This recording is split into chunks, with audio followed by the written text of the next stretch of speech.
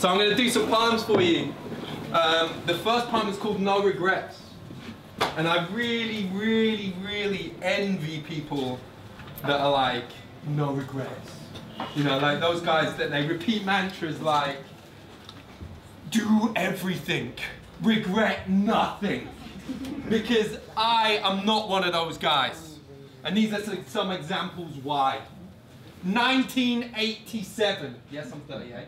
1987, I regret calling the paperboy Specky Four Eyes.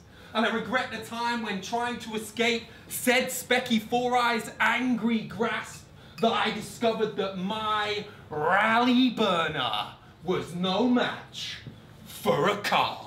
And that my skull was no match for Meanwood Avenue. I regret the time shortly after when I was in hospital with a fractured skull and I was unable to watch The Abominable Snowman. I regret the time when I was 9 and I gave my best friend Simon's ex-girlfriend a love note. She looked like an 8-year-old Lethal Weapon 2 era Patsy Kensit. A love note which she tore up and threw in my face. I was gutted.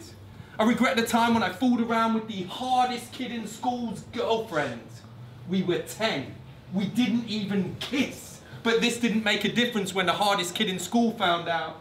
And once I didn't get my first kiss, I got my first punch.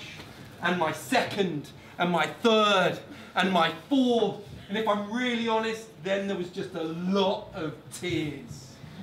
I regret the time when I was too young to know that my teacher was being wholly inappropriate. And if I'd known better, I would have quit woodwork and told my mother. I regret the time when me and my friends decided that wearing a VW badge around your neck like Mike D out of the Beastie Boys was a good idea. This led to a 300 badge collection, which when discovered led to 6 months in detention, which inevitably led to my parents saying those words we all dreaded to hear. We are not angry, we're just disappointed. I regret the time when I was 18 and traveling with my then younger girlfriend and partner, and I explained to her father, if you buy me 200 cigarettes, this is not going to go well, if you buy me 200 cigarettes, I won't sleep with your daughter on the first night. This was not how it sounded in my head, but exactly how it came out. I regret the time I expanded my horizons to pharmaceutical distribution, which led my headmaster to reducing my horizons to expulsion.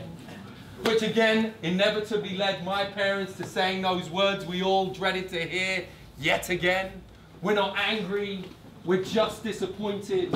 And they were right, they weren't angry, they were fucking livid.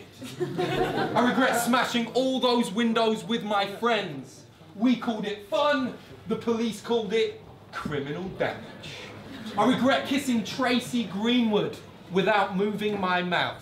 I didn't know any better. In fact, I also regret kissing the red-headed Canadian girl without moving my mouth. I still didn't know any better.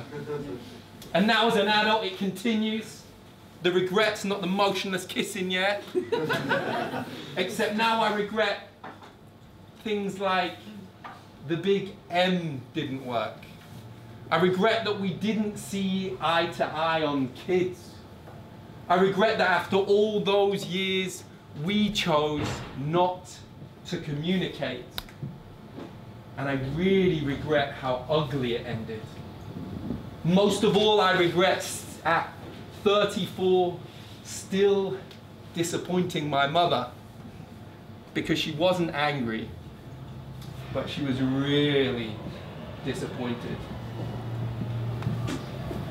And to add to this pile of regrets, I even regret the end of this poem, because it's the one you saw coming a mile off, where I tell you that despite all these regrets, I don't regret the lessons they've taught me. Because after all, my only one true regret would be to have learnt nothing. Thank you.